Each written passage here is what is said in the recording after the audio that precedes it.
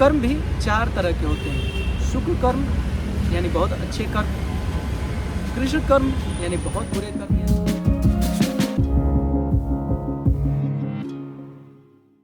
अंतःकरण चतुष्टय, मन, बुद्धि, चित्त और अहंकार, ये मनुष्य के चेतना के 4 खंड हैं। मनुष्य इन्हीं चारों खंडों से अब जो क्रिया है, प्रतिक्रिया है, ये करता रहता है। अच्छा करेगा, बुरा करेगा, अच्छा या बुरा के बीच में करेगा, या अच्छा बुरा से परे करेगा।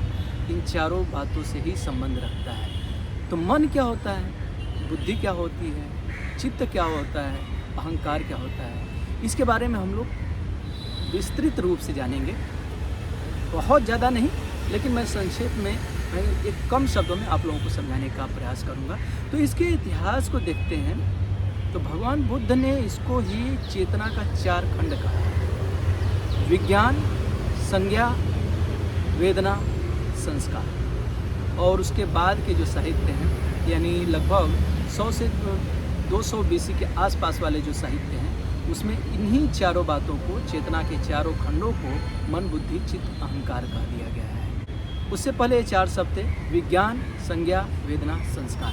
तो क्या होता है, अभी इसको देख लेते हैं। तो मन क्या होता है? मन का जो काम होता है, ये सिर्फ जानने का काम करता है। जैसे बोलते हैं ना कि मन जो है, जैसे बहुत सारे ग्रंथों में ये कह दिया गया कि आत्मा रथी है, फिर मन, इंद्रियां जो हैं वो घोड़े हैं, मन जो है उसका स्वामी है, और इस ऐसे ऐसे इसको बस में करो तो जो ज़िंदगी है वो बस में हो जाएगी, आध्यात्म की प्राप्ति हो जाएगा, मुक्ति हो जाएगा, मोक्ष हो जाएगा, निर्वाण हो जाएगा। ऐसी सारी बातें, उसी को हम लोग डिटेल में समझ रहे हैं। तो मन क्या है? मन का काम क्या है? जानने का, सिर्फ जानने का जो काम है ये मन का है। इसी को आप विज्ञान कह लीजिए। विज्ञान मतलब ज्ञान करने का काम। अब ज्ञान किससे होता है? एक इंसान को, एक मनुष्य को किससे ज्ञान होता है?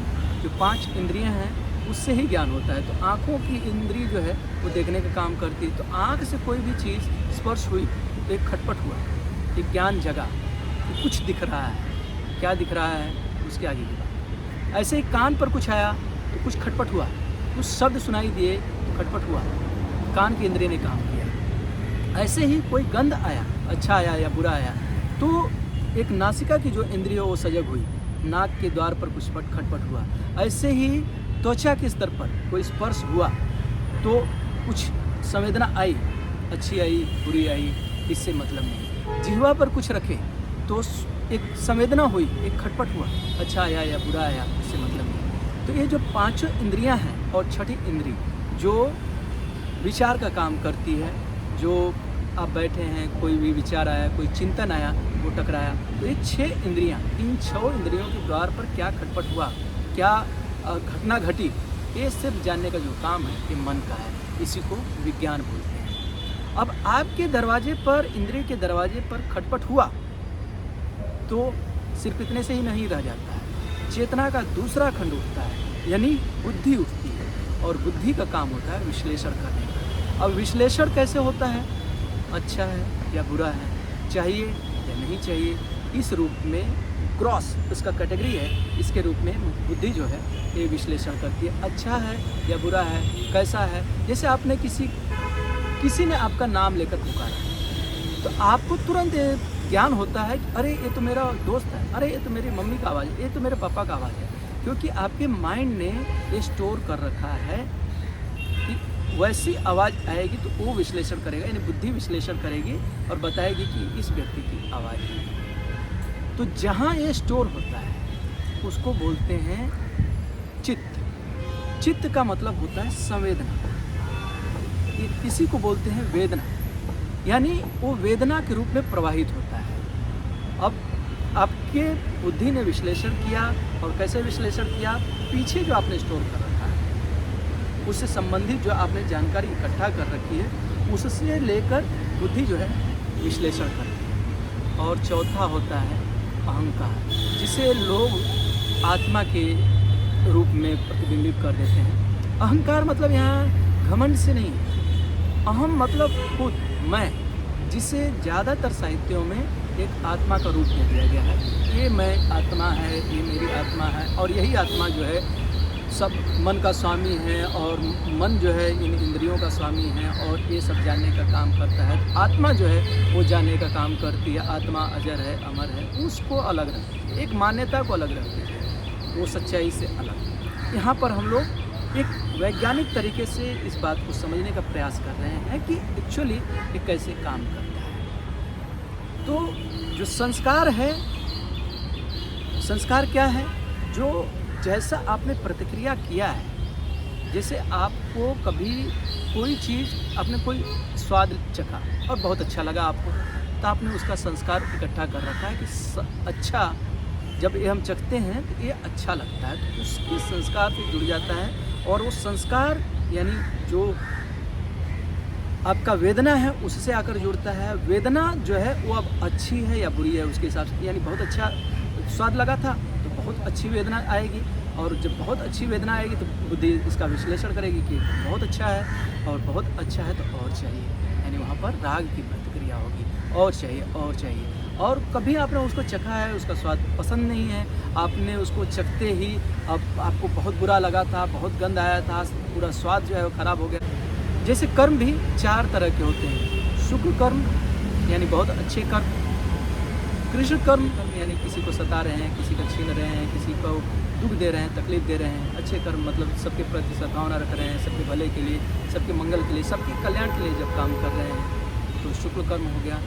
शुक्र कृष्ण कर्म यानी अच्छा भी कर रहे हैं, बुरा भी कर रहे हैं, उसके संस्कार बन रहे हैं, बुरे कर्म के संस्कार बन रहे हैं, अच्छे कर्म के संस्कार बन रहे हैं। जब कोई ज्ञानी आदमी होता है, जब कोई ध्यानी आदमी होता है, जब आध्यात्मिक रूप से धीरे धीरे वो ऊपर हो जाता है, तो ऐसे कर्म करता है, भुने हुए कर्म करता है, और कृष्ण अशुक्ल कर्म से परे हो जाता है।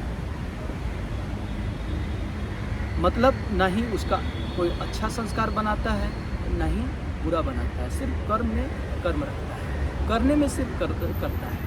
यही है कर्म योग, यही है गीता का ज्ञान। तो कहने का तात्पर्य हमारा ये है कि यदि हमें इन चारों बातों को समझते हैं कि मन कैसे काम करता है, बुद्धि कैसे काम करती है, चित्त कैसे काम करता है। चित्त का मतलब झुकाव, चित्त की चेतना, इसीलिए बोलते हैं चित्त का झुकाव कैसा है। यानी हमारे जैसे संस्कार होंगे, जैसे किसी को क्रोध का संस्कार है, बात बात में गुस्सा करता है, किसी को घृणा का संस्कार है, किसी से, हर व्यक्ति से वो घृणा करता है, हर छोटी छोटी बात में उसको नफरत ही रहती है, द्वेष ही रहता है।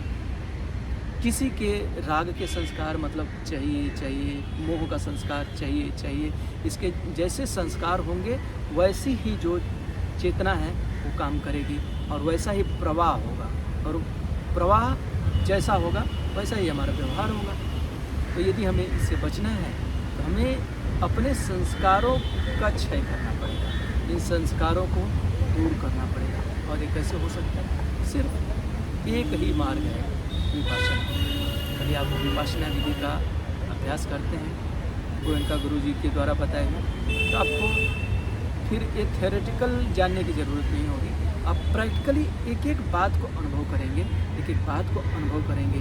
आपका जीवन जो है अनुभव से बदलता है, ज्ञान से नहीं बदलता है। बुद्धि से सीख लिए, सुन लिए, आपको बहुत अच्छी लगी बात, उससे ज़िंदगी नहीं बदलती है। ज़िंदगी अपने अनुभवों से बदलती है। जब हम उसको अनुभव करते हैं और प्रतिक्रिया नहीं करते हैं, जो उसके बंधन हैं वो खुलते जाते हैं, वो टूटते जाते हैं। तो इसका अभ्यास करके, और जब तक आप विपासना नहीं कर रहे हैं तब तक आप योग का भी अभ्यास कर सकते हैं, आसन प्राणायाम का अभ्यास कर सकते हैं। प्राणायाम भी बहुत हद तक काम करता है यदि सही से किया जाए तो इस हिसाब से यदि आप काम करते हैं तो मन, बुद्धि, चित्त, अहंकार सबको समझ सकते हैं। आत्मा हो या न हो उससे बहुत ज़्यादा फर्क आपको नहीं पड़ेगा, और आपका ज़िंदगी जो है वो नेगेटिव से पॉजिटिव की तरफ होना शुरू हो जाएगा। जो द्वंद्व, द्वेष, अहंकार से भरा हुआ था, अहंकार मतलब यहाँ मेरा घमंड से है, तो उससे आपका अलग होने लग जाएगा। सद्भावना, प्रेम, मैत्री, करुणा से भरने लग जाएगा। आप लोगों के उत्तम स्वास्थ्य, सुख और समृद्धि के लिए मंगल कामना। धन्यवाद।